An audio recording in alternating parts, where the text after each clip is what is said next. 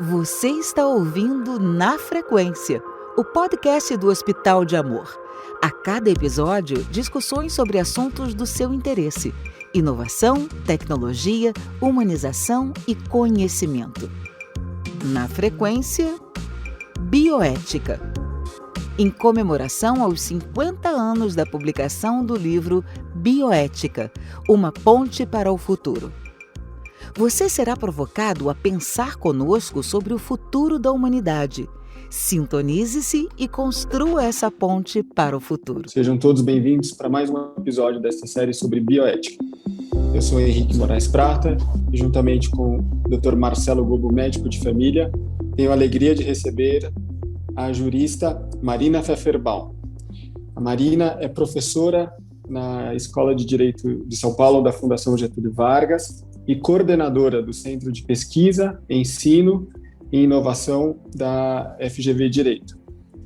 Ela é uma amiga muito querida e uma pessoa que é uma honra receber hoje no nosso podcast, porque nós também conversamos muito sobre direitos humanos e sobre bioética e biotecnologia, inclusive no âmbito de um projeto acadêmico da Escola de Direito chamado Bioética e Biotecnologia. Marina, fico muito feliz em fazer esse podcast hoje junto com você e gostaria de te dar as boas-vindas em nome da equipe do podcast, mas de todos os pacientes e também da pesquisa e da pós-graduação do Hospital de Amor.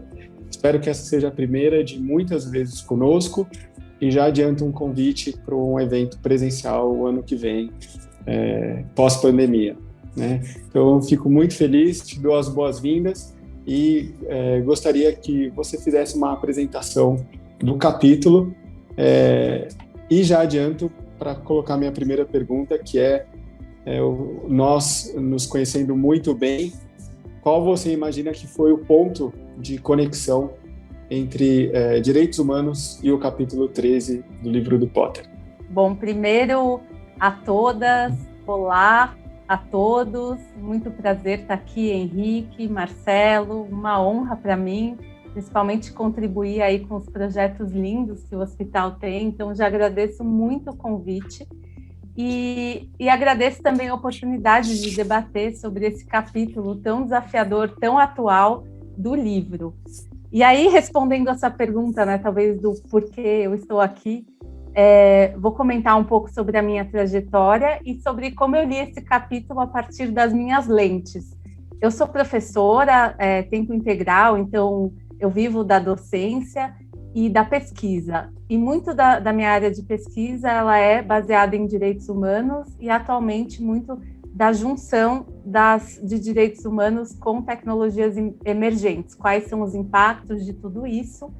E muitas vezes lá na escola, lá na FGV, a gente acaba tendo muitos projetos que são multidisciplinares para que os alunos possam trabalhar desafios grandes, concretos e principalmente que não se foquem somente na área do direito.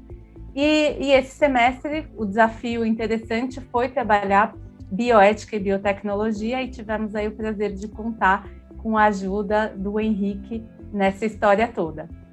Mas, começando um pouco a falar sobre o capítulo e como ele mexeu comigo, vamos dizer, como eu li ele, eu acho que o autor ele traz um dado muito da nossa realidade, que é essa diferença entre conhecimento e sabedoria. A gente tem, né, muito conhecimento sendo produzido, e em compensação, nossa sabedoria está cada vez menor, o que antigamente não era. Então, ele trabalha muito essa importância da gente olhar para a sabedoria de novo. E algo que eu acho que chama muita atenção, principalmente, né, aqui a gente tem um médico para depois contar para a gente, eu conheço muito da área jurídica e o Henrique também, essa realidade de uma alta produção, que é uma produção muitas vezes não aplicada à realidade, que não responde aos problemas sociais, reais, concretos, e se distancia cada vez mais, então, do entendimento do homem comum, do homem médio, não só porque a sociedade naturalmente vira hipercomplexa, que é algo que eu vou falar mais adiante, mas também porque a gente não transforma essa ciência em ciência aplicada e sabedoria, como o autor fala. E eu diria que um exemplo clássico disso é se a gente for olhar os próprios programas de estrito sensu. A gente produz muito material e muitas vezes esse material ele nunca vai ser lido por ninguém. Se a gente andar pelas bibliotecas e ver aqueles montes de teses, podem ser interessantes, isso não é que não sejam, mas essa produção científica ela é cada vez mais específica e robusta. E acho que uma das coisas que mais me marcou num elevador da FGV é quando eu subi o elevador com um aluno de mestrado e ele falou assim: puxa, professora, eu descobri uma coisa. É mais fácil escrever um artigo do que ter ele lido por alguém. E aí eu achei tão marcante, assim, e me veio na hora, quando eu li esse capítulo do livro, pensando nesse aluno e nessa experiência. E acho que uma outra característica dessa produção de conhecimento é o que a gente tem hoje nos programas, né? E o quanto de métrica a gente precisa alcançar. Então, a gente acaba publicando para atingir aí uma produção industrial de papers e artigos, para atingir algumas métricas que a gente precisa atingir enquanto pesquisadores. Isso me remete muito aí, né, uma sociedade de performance que a gente tem, que ela é muito bem definida. Não sei se vocês já leram um livro, mas se não leram esse livro, vale muito a pena, que é Sociedade do Cansaço. E é de um autor que se chama Byung-Chul Han. Ele é um chinês, então eu não saberia dizer, mas ele mora na Alemanha e produz muita coisa interessante. E esse livro, Sociedade do Cansaço, eu acho que ele mostra muito essa sociedade da performance. Então, a gente precisa performar, sempre para atingir uma métrica que ele fala que é a métrica do o céu é o limite, frases como essas, né? Você pode tudo. E, na verdade, a vida não é assim, né? A gente não pode tudo, o céu não é o limite. Então, a gente tem a vida concreta e real e isso só traz frustração. Ele fala, isso só gera seres humanos frustrados e deprimidos, porque a gente nunca atinge essas métricas. E eu acho muito interessante as colocações deles, então me lembrou muito esse texto também, essa relação com essa produção dele.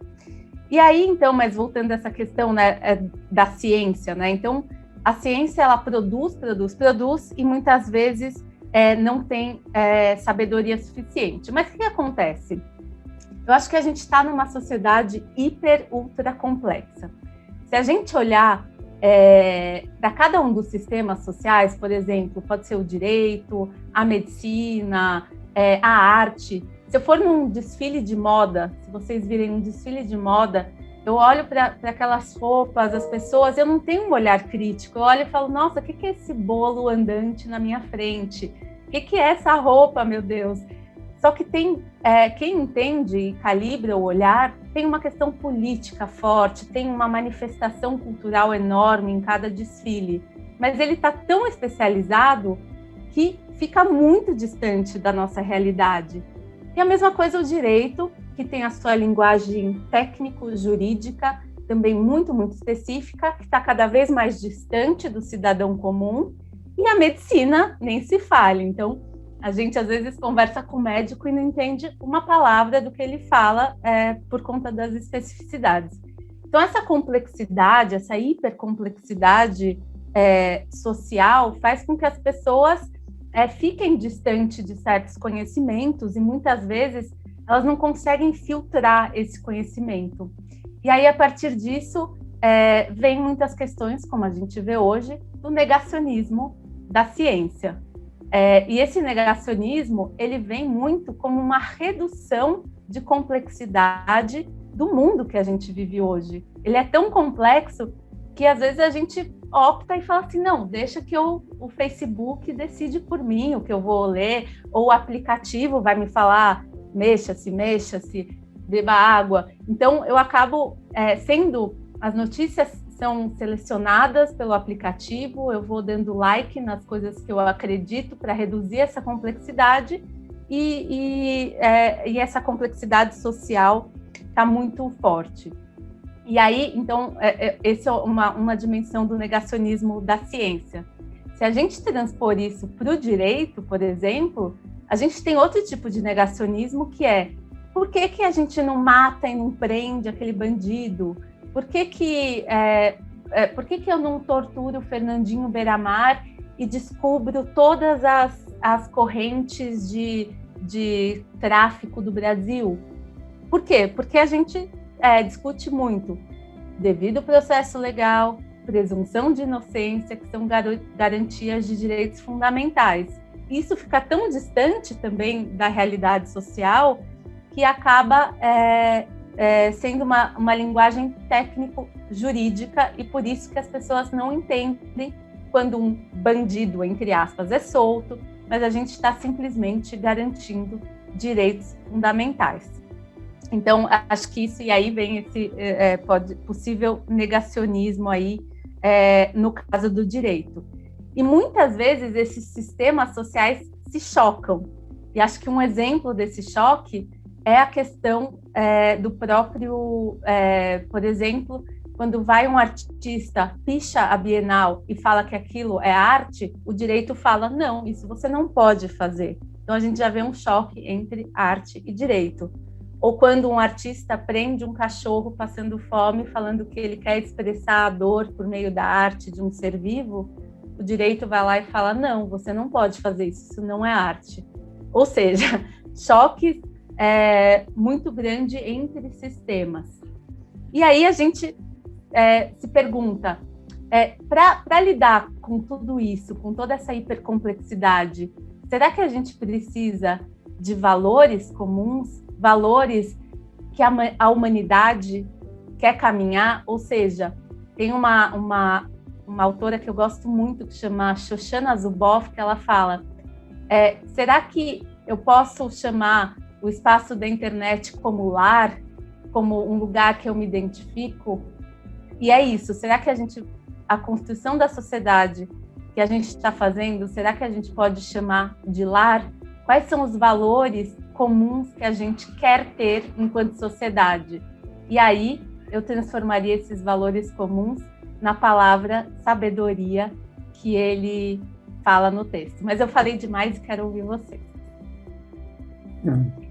Muito legal, Marina, essas colocações que você trouxe, e o que falta muitas vezes é a relação entre teorias, né, ou entre essa percepção mais técnica ou científica do que acontece atualmente, né, essa sociedade hipercomplexa, o que significa isso do ponto de vista axiológico, de ciência, ou mesmo de forma de se viver e trabalhar, mas puxar, que é isso que você consegue fazer com maestria, para a vida cotidiana.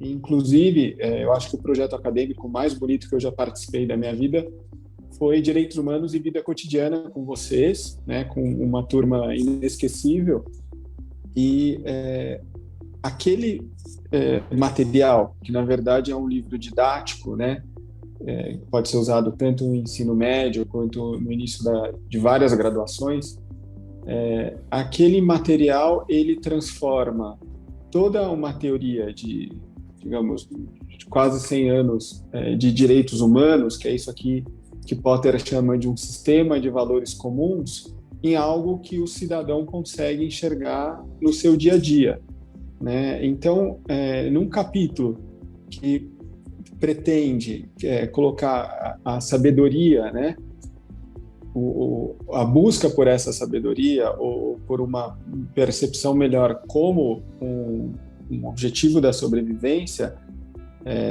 isso que você traz é extremamente relevante. E aí eu pergunto agora mais para jurista, né, em que pé que nós estamos com os direitos humanos nessa início de terceira década do século XXI. Né? O que se pensou como direitos humanos no final da Segunda Guerra e o que são esses direitos hoje, Marina? Ótima pergunta, porque, enfim, a gente Hannah Arendt fala muito isso, né? Direitos humanos são avanços e retrocessos. E no momento específico estamos em franco retrocesso quanto aos direitos humanos e muitas vezes nessa busca de ressignificação.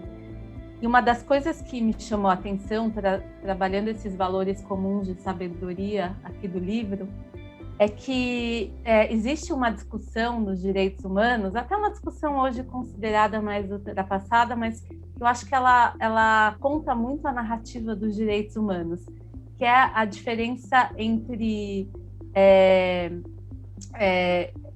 o que a gente chama de direitos humanos que são universalistas e direitos humanos que são, vamos dizer, olhados sob a ótica de uma determinada cultura.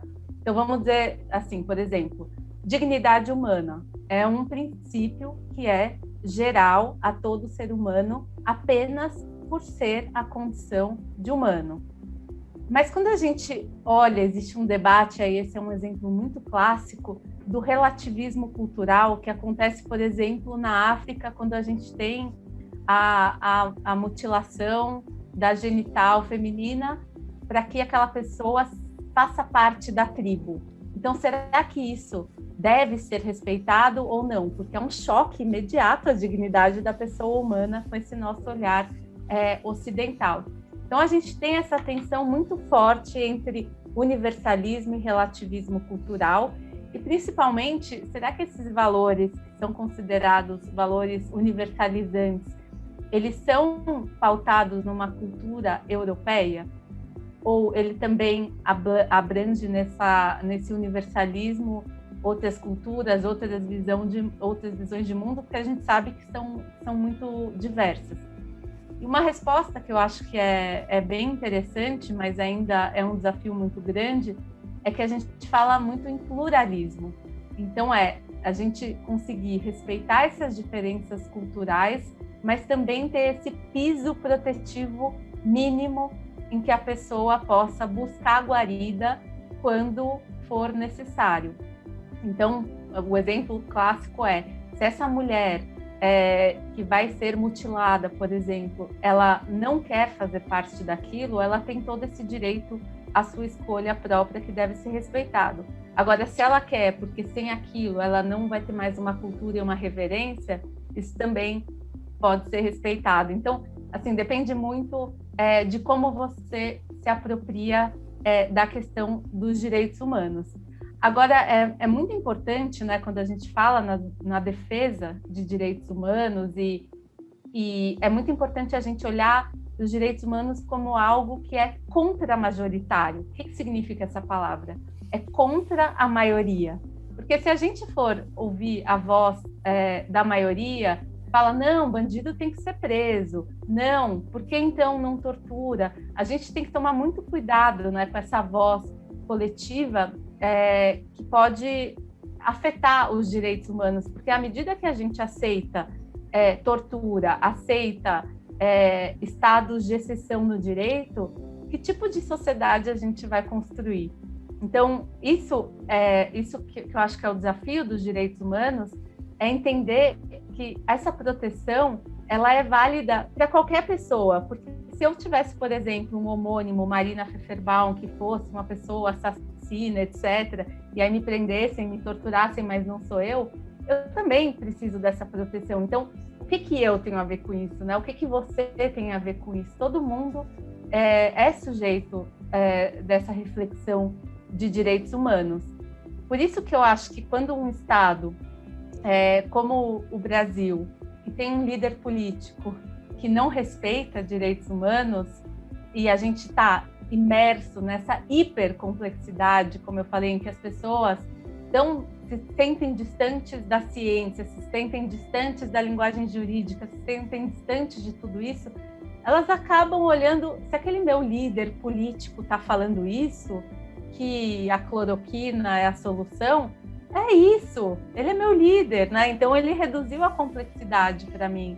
Então por isso que é tão perigoso a gente aceitar esse tipo de situação. Então eu diria isso, assim, essa garantia, né, dos direitos humanos se coloca cada vez mais fundamental, mas a gente vê, infelizmente, que é avanços e retrocessos. Achei interessante você falando, me parece muito com o meu dia a dia. Na atuação na medicina de família e comunidade, a gente está muito próximo de grupos que são grupos minoritários.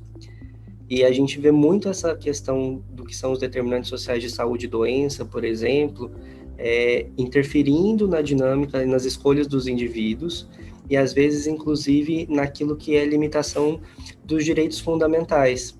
Às vezes até uma questão em relação à tomada de consciência para fazer escolhas, que você se pergunta, será que o indivíduo consegue ter autonomia plena para poder fazer escolha com base naquilo que ele conhece, na visão de mundo que ele tem, e o quanto aquele momento de consulta, por exemplo, em que uma pessoa que está fora daquele sistema de cultura, fora daquelas pequenas sutilezas que fazem o que é o conceito de verdade para aquele indivíduo, aquilo que é aceitável ou não naquele sistema cultural, para poder fazer uma orientação médica.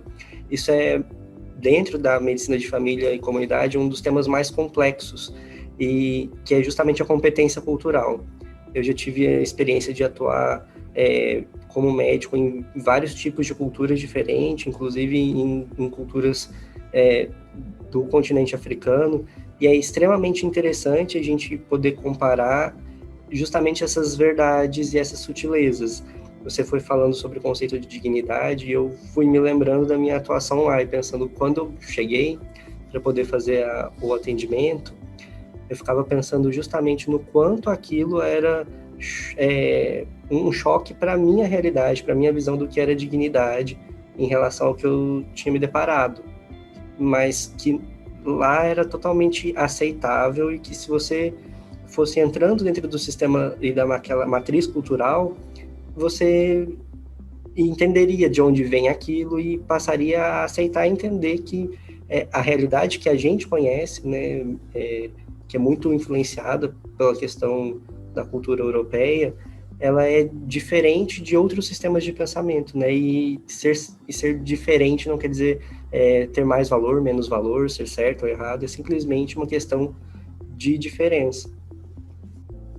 Essa discussão que vocês trouxeram, ela aparece muito na avaliação de percepção de usuário, entre aspas, né, de termo de consentimento livre e esclarecido, porque é um momento solene, digamos, ou um momento no qual você tem muito presente profissional de saúde, né, um conhecimento técnico, e o leigo, mas esse leigo ele não é sempre igual, ele é um leigo dentro de um sistema cultural muito específico, e o que torna essa percepção do que é a avaliação sobre a informação passada e a autorização para um procedimento médico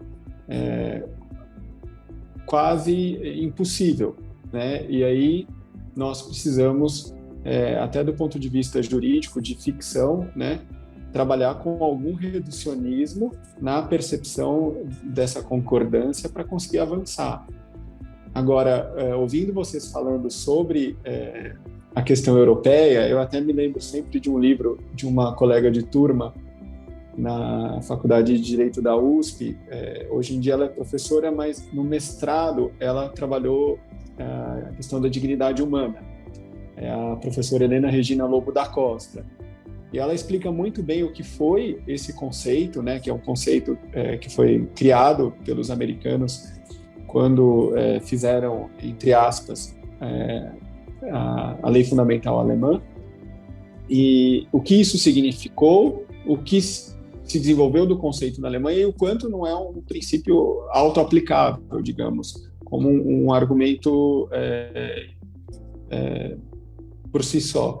E aí eu acho interessante, e a Marina conhece melhor do que eu essas decisões, várias decisões estão se tornando cada vez mais interessantes, seja no tribunal, na Corte de Estrasburgo, ou mesmo em cortes constitucionais nos diferentes países da União Europeia, porque as decisões em direitos humanos vêm sendo revistas, né? Por exemplo, a questão do véu, que é uma questão que eu acompanhei bastante quando eu estudava na Alemanha, o uso ou não do véu em sala de aula, né? Vai sendo modificada na Alemanha, na França e outros países. Isso que é interessante, é essa riqueza de você dar passos, né, e avançar, refletir, corrigir direções, decidir novamente, avançar, e é isso que falta no Brasil, né? Existe uma paralisia, como eu sempre falo, do legislativo como um todo, no que se refere a temas de bioética, né, ou temas complexos. Existe uma agenda completamente ultrapassada no Brasil. Eu sempre digo que a gente está na época da televisão branco e preto, o mundo discutindo o 8K da bioética e a gente discutindo a MFM, né? E dentro dessa agenda completamente fora, nós também não avançamos em decisões. Então a gente não avança em frente nenhuma de bioética nesse país.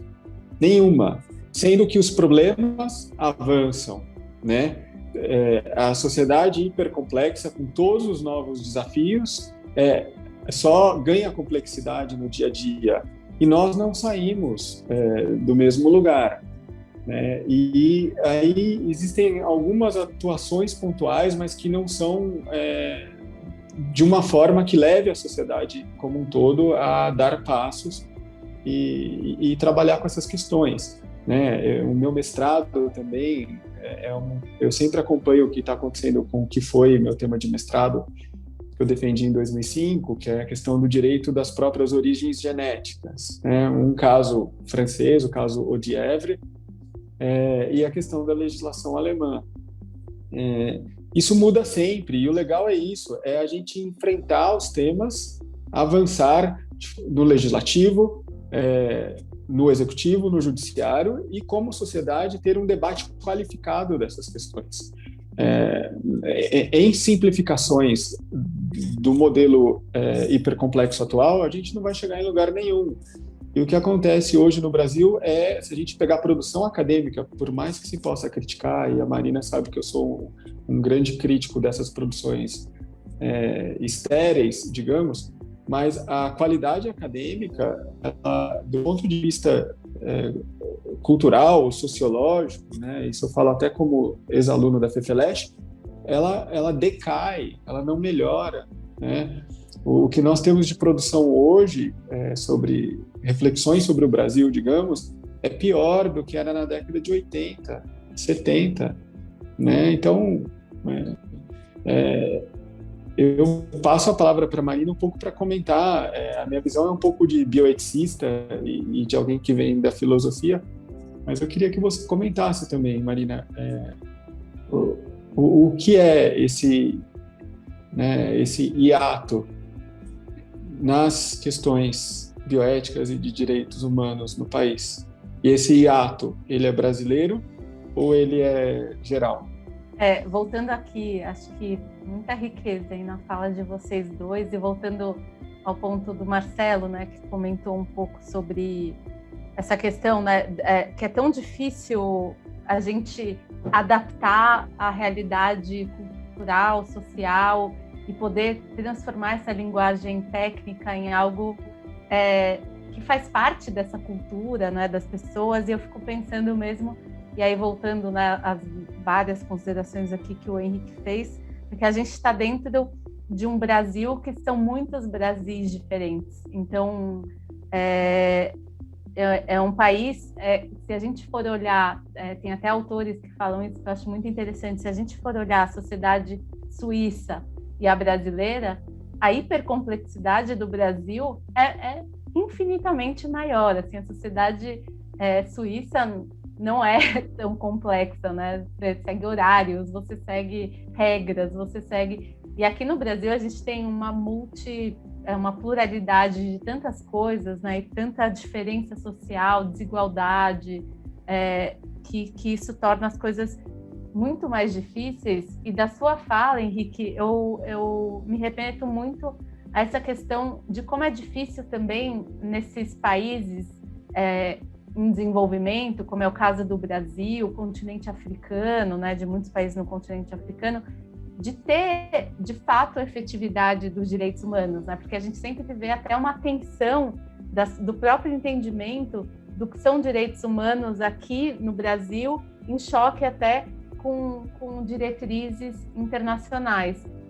E acho que isso fica muito, muito claro quando a gente vê, inclusive, países africanos. A maioria dos países africanos são signatários de todos os tratados de direitos humanos e, de fato, a gente vê que a efetivação está muito distante disso. Por quê?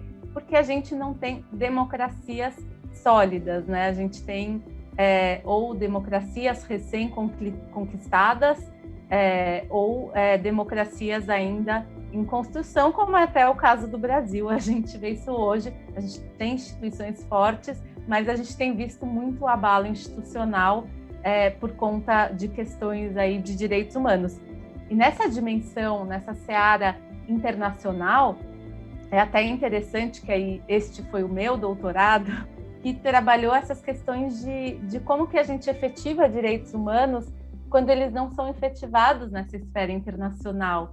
E algo que foi muito interessante, que eu relaciono assim diretamente ao texto também, é que as comunidades de integração regional, principalmente na África, que são comunidades como a gente tem o Mercosul, que hoje é super apagadinho, né? Mas na África essas comunidades de integração regional são mais fortes, elas conseguem definir e pautar direitos humanos. Por quê? Porque elas dão sanções econômicas. E aí o autor ele fala claramente no texto dele que ele não vai analisar a dimensão econômica da questão no texto. E aí eu achei muito interessante pensar nisso, porque o Habermas, também, que é um autor muito conhecido, ele fala que a economia é tão forte, que ela colonizou já o mundo da vida. Então, as pautas de agenda econômica acabam, muitas vezes, se sobressaindo aos outros sistemas que não são econômicos. Então, isso me chamou bastante atenção. E aí, acho que para terminar essa análise, né, acho que eu li um texto recente que me impactou demais, que ele falava muito de como o direito está sempre atrás de inovações, sempre atrás das mudanças sociais, né? Isso é um clássico do direito que a gente sempre discute, mas como que a gente precisa inverter essa lógica, né, de inovações, isso para produções que a gente faz em biotecnologia ou até mesmo em outras inovações sociais com relação à própria tecnologia, que seja, mas que a gente tem que olhar algo que ele chamou de soft ethics, que é algo muito que olha para além da questão ética propriamente dita, que ele olha, será que essa inovação, essa questão vai causar mais desigualdade social? Será que essa outra questão vai tratar um desequilíbrio ambiental maior? Será que, então, você vai reduzindo e cortando várias coisas para chegar nessa soft ethics?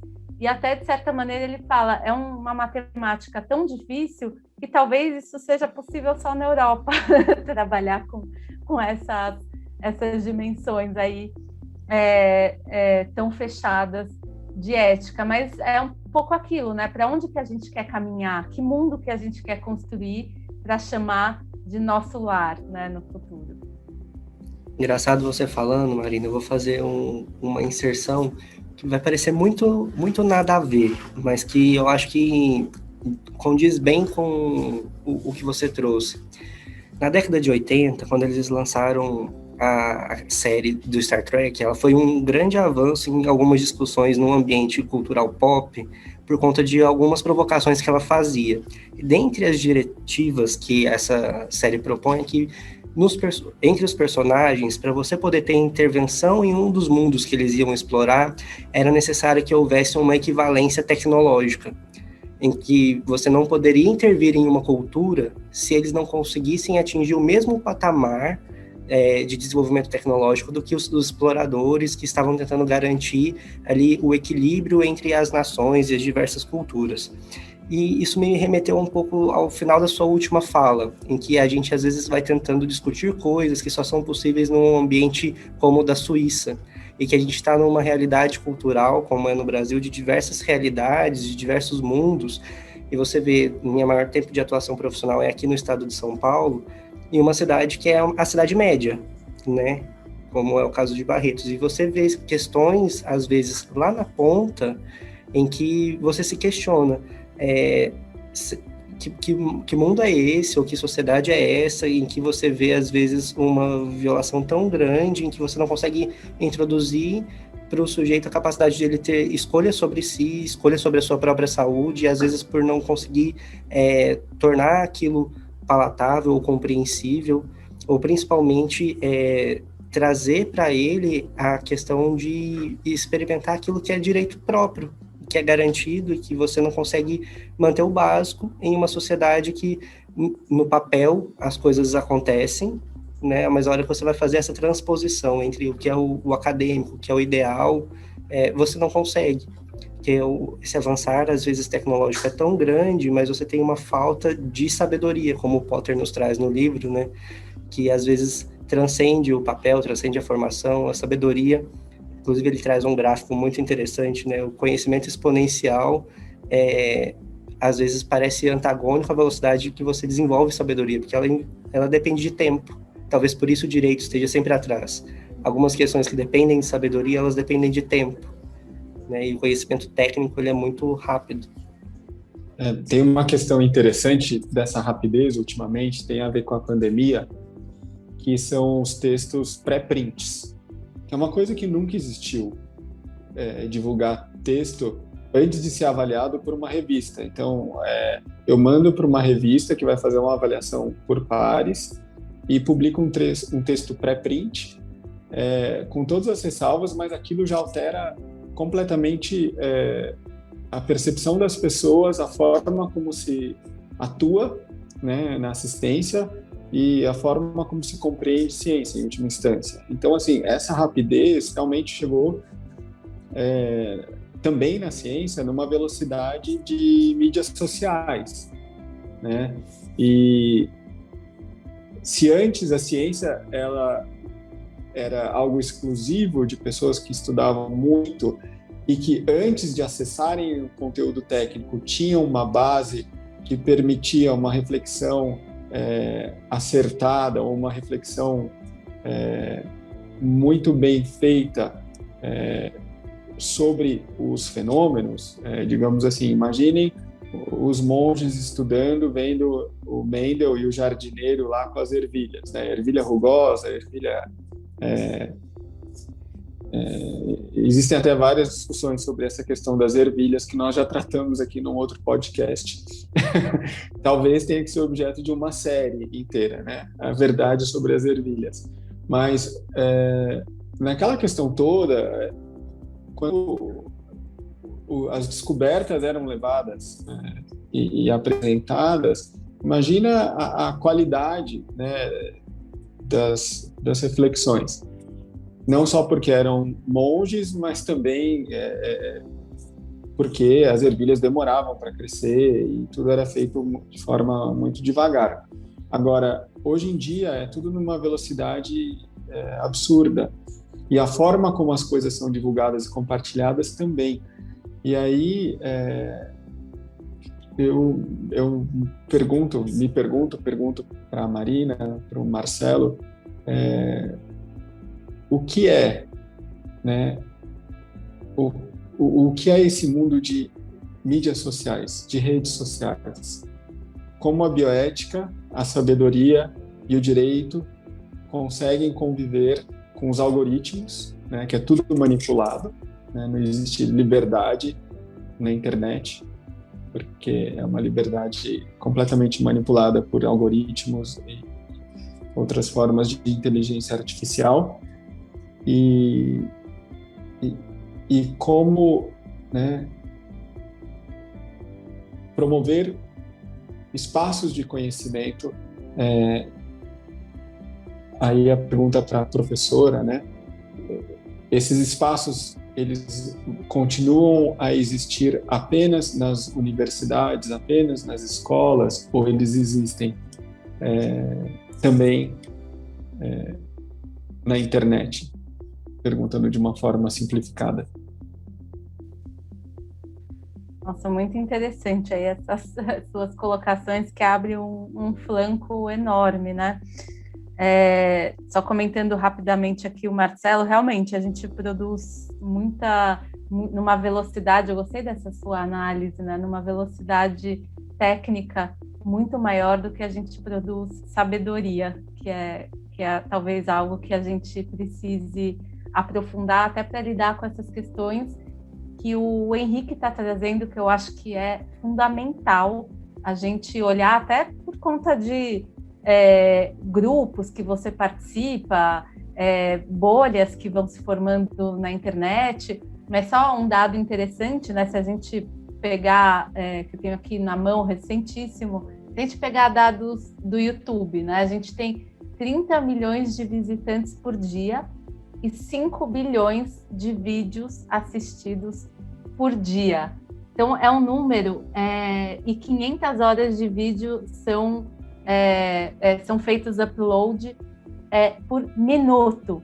Então, a produção de conteúdo é uma coisa abissal que, obviamente, nenhum ser humano consegue controlar esse tipo de conteúdo, né? O que é fake news, que é a grande questão que a gente tem hoje, e o que não é, o que é um conteúdo que traz violência de gênero, o que não é, e essas discussões do que é e o que não é, o que é liberdade de expressão, o que é fake news, entre outros, isso tanto para a ciência quanto para todas as questões, é o grande choque hoje dessa modernidade. Uma característica muito grande também da nossa modernidade é a polarização. Então, né, é uma polarização muito, muito grande nas redes, como que eles falavam, é o coxinha ou Nutella, acho que era isso, né? Enfim, tudo é polarizado. Então, se você gosta do político X, você é X, taxado como X, Y, isso. Então, a polarização é a característica aqui do nosso tempo. E se eu não gosto do que você pensa, eu te excluo da minha rede, tudo bem. Então, se eu olhar o meu Facebook, ele é um maravilhoso mundo dos comunistas, dos direitos humanos, enfim, porque eu treinei meu Facebook para isso, né? Não estou me orgulhando disso, não.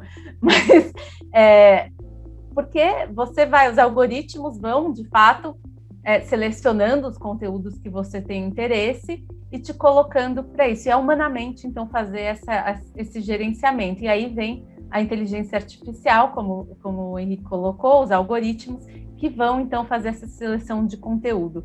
Mas o que acontece? Além dessa que eu acabei de falar, dessa definição propriamente dita, que é complexa, do que é liberdade de expressão, o que é discurso de ódio, entre outras coisas, a gente também tem construção de muitos vieses, porque o grande problema da tecnologia é que ela amplifica as potencialidades negativas da sociedade. Então, quando eu tenho acesso à rede, eu estou amplificando muito essa questão dos direitos humanos, porque a tecnologia ela não é neutra. Engana-se quem acha que ela é neutra. Ela é cheia de vieses, e esses vieses acabam sendo muito amplificados. Então, hoje a gente fala, né, em algoritmos racistas, enfim, né, só expõe o sexismo, o machismo, enfim, todas as características sociais que a gente tem acabam sendo expressadas aí nos algoritmos quando eles são treinados. Então, é muito interessante a gente olhar sobre isso e ver como que a gente pode, então aí, né, a professora falando, como que a gente pode se empoderar com relação a tudo isso, a buscar a informação correta, a buscar o conhecimento necessário para tomar uma determinada decisão. E aí tem uma coisa que a gente tem discutido muito na escola e discutido no âmbito universitário, não é nenhuma discussão só do direito, é formação de digital citizen, de cidadania digital. Porque hoje, em todas as áreas, qualquer que seja, eu acho que o direito ele é o mais atrasado de todos, porque hoje em medicina você tem o robô operando, né? Você trabalha com dados, você tem diagnósticos feitos por inteligência artificial que o médico valida ou discorda, enfim, você tem, o impacto da tecnologia é monstruoso na área médica. No direito, isso também está se tornando uma realidade. Então, a gente tem cada vez mais, para petições simples, coisas simples, a gente tem até sites que falam do not pay lawyers, não pague, né, um advogado, que por meio de perguntas e respostas, ele te cospe peças, né, jurídicas, principalmente para casos simples. Então, a gente tem uma transformação muito grande. Então, existe aí um empoderamento que agora vai além, né, dessa curadoria de conteúdo, que tem muito a ver com isso que vocês falaram da autonomia de escolha, porque a plataforma vai te mostrar determinadas coisas, né? E como que você vai escolher o que você vai ver, que dados você vai oferecer ou não oferecer, e assim por diante. Então, acho que esse é um debate que a gente precisa empoderar a humanidade. A gente, quando você falou, né, de se arrastar, a gente está ainda no pré-primário, na pré-modernidade da internet. A gente ainda não sabe lidar com todas essas questões que impactam tudo isso que você trouxe, né, Henrique? Então, acho que isso agora vai ser um conteúdo transversal da sobrevivência universitária, inclusive profissional, que a gente vê hoje. A internet trouxe uma questão em relação à potencialidade humana, e talvez por isso seja tão interessante isso, de que parece que tudo que é humano se potencializa na internet, que é a limitação do corpo, né? Você tem uma questão de poder se expressar e de expressar o seu conteúdo humano sem a limitação que o corpo impõe, né? E isso gera uma sensação de potência muito grande, né? Se você pensar que quando Gutenberg foi fazer a primeira versão da Bíblia impressa, ele gastou 5 anos, você consegue gerar um conteúdo, um material que vai ser disperso e que vai permanecer ali enquanto a rede for possível de manter em minutos. Então, aquilo que é o seu potencial, aquilo que você acabou de produzir, que às vezes foi o impulso daquele minuto que vai cair dentro do algoritmo, vai nutrir a sua bolha e vai tornar o seu recorte de realidade ou de verdade reforçado, extremamente rápido, né? O que o livro fez com a humanidade e arrastou a gente até aqui em relação a conhecimento, informações, ideias e pensamentos de modo diferente, a internet potencializa ao máximo. E é um martelo, né? Você constrói coisas e você mata pessoas com um martelo, né? A ferramenta está posta, a utilidade você define, né? E é justamente a sabedoria que vai te permitir ter ou não um melhor recorte ou aplicação da ferramenta. É maravilhoso esse seu último comentário, porque inclusive tem uma autora que está fazendo muito sucesso, ela é uma cientista de dados que chama Cat O'Neill, e o livro dela chama Algoritmos como Destruição em Massa, sei lá, que é bem como armas de destruição em massa. Então, é bem isso que você falou, assim, a potência de estudo é muito grande. E essa rapidez que a informação circula, que as coisas estão acontecendo, acho que uma coisa muito, entre aspas, engraçada que aconteceu na própria GV, acho que todo mundo vai falar do desafio FGV, da Gabi da FGV, que em um único dia ela virou a potência máxima de influencer na internet. Então, assim, é uma coisa maluca que a gente vive socialmente, e o quanto que a gente precisa da sabedoria para lidar com tudo isso, e como que a gente vai nutrir essa sabedoria, porque informação a gente tem de milhões, conhecimento científico não aplicado, também a gente já conversou aqui que a gente tem a dar com rodo. Como que a gente vai construir sabedoria para resolver todas essas questões tão hipercomplexas que a gente tem hoje? Acho que, para mim, o marco do capítulo ficou esse legado muito forte, assim, que eu achei sensacional. Marina, maravilhoso isso que você falou. E, embora você tenha colocado a questão, eu devolvo e pergunto, quais ações futuras, né? O Potter termina o livro com uma pergunta, né? Será que a mudança chegará a tempo? Quais ações futuras agora? Numa época, ou melhor, num momento muito preciso, né, em que o mundo inteiro está reunido, inclusive discutindo uma das maiores questões bioéticas, que são as questões de meio ambiente, né, e o clima, porque na toada atual a sobrevivência da espécie ela se torna impossível, né? Então, quais ações futuras? Olha, Henrique, eu acho que você viu que eu te mandei uma mensagem falando que estamos perdidos, né? Quando eu terminei de ler o texto. Então, acho muito importante a gente olhar para esse texto e ver o quão a gente realmente está... ele fala claramente isso, né? O quanto que a gente está lascado, no sentido de a gente já deteriorou o meio ambiente num nível assim absurdo, e a gente continua tendo poucas ações para evitar isso, para recuperar isso. E é o que você falou, nessa toada, aonde a gente vai chegar? A gente vai realmente acabar com a humanidade, assim. E não é só ele que fala isso, né? Essa autora que eu falei, da Shoshana, olhando até para as questões de internet, o que essa potência vai fazer com a humanidade, também ela fala em destruição da humanidade. Então, a gente tem ouvido isso muito na área acadêmica. Mas aí a gente tem que se filiar também ao que olhar de vida a gente quer ter e que atitude de mundo a gente quer ter. E eu acho que é muito importante, aí não sendo aplaudindo esse ponto do texto, é que a gente precisa ter esses valores de conduta, de que mundo a gente quer construir. A gente precisa conversar sobre isso, a gente precisa ver essa internet que a gente está construindo, ela na mão de 4, 5 empresas, é o que a gente quer?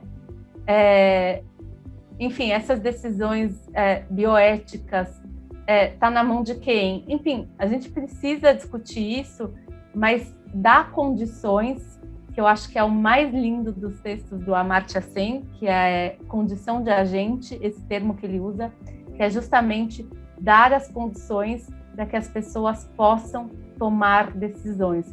Porque quando elas não tomam decisões, elas não têm liberdade.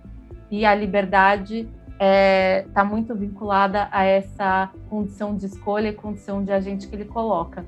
E eu acho que é isso que falta. Na verdade, falta esse empoderamento dos países em desenvolvimento, dessa relação do sul global com o norte global, da gente poder trabalhar isso de uma maneira mais efetiva e ter uma reflexão crítica desde, será que eu, brasileira, ou chinês lá na China, que está fornecendo 1 bilhão de dados para o norte global, isso é justo? Isso é ético? Então, de novo, voltar para as questões da sabedoria enquanto sociedade e ver que mundo que a gente quer construir, porque senão realmente vai ser uma destruição da humanidade. Mas a gente quer terminar aqui em alta e não em baixa, então vamos acreditar e trabalhar para que a gente possa realmente dar condição de agente para cada indivíduo.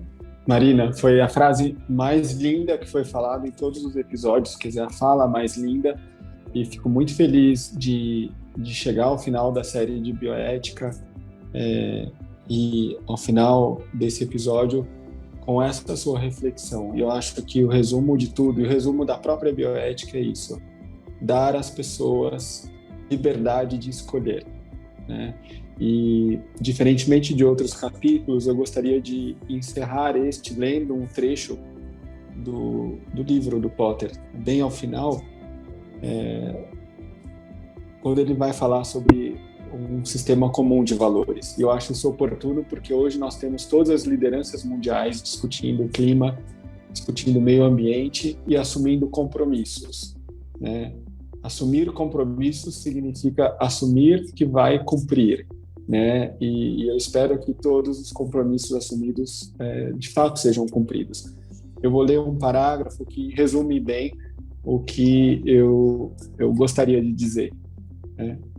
Se as nações do mundo precisam encontrar uma ponte para o futuro, elas terão de perceber que devem se unir para preservar a teia frágil da vida não humana que sustenta toda a sociedade humana. A partir deste momento, estamos lutando uma guerra desesperada pela sobrevivência e não podemos ceder aos ataques fratricidas para manter os sistemas de valores que já não podem mais ser relevantes. Não podemos continuar mantendo valores que não são mais relevantes no mundo atual. E é muito importante e urgente uma discussão desses valores, e reitero aqui que ouçam novamente os últimos 10 minutos, porque o que a Marina Pfefferbaum acabou de dizer é talvez a maior reflexão bioética feita nos últimos anos no Brasil ou talvez no mundo.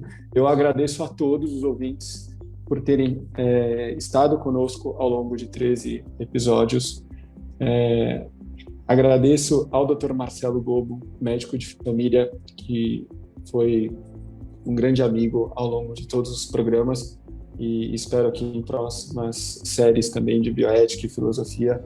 E hoje, especialmente, agradeço a uma grande amiga, grande jurista, pensadora, professora e coordenadora da Escola de Direito de São Paulo da Fundação Getúlio Vargas, Marina Pfefferbaum, por ter feito essa que, de fato, foi a maior reflexão bioética deste século no Brasil, com certeza. Continuem conosco, novos programas virão, novos podcasts, e eu espero que nós tenhamos, com os eventos presenciais, grandes eventos de bioética no hospital, e inauguremos uma série de reflexões sobre o futuro do homem. Muito obrigado, agradeço também a toda a equipe de comunicação do hospital. Um abraço a todos. Você ouviu Na Frequência, o podcast do Hospital de Amor. Obrigado por estar conosco e construir essa ponte para o futuro. Sua doação nos ajuda a compartilhar conhecimento e salvar vidas. Entre nessa sintonia. Acesse hospitaldeamor.com.br/doe e faça a sua doação.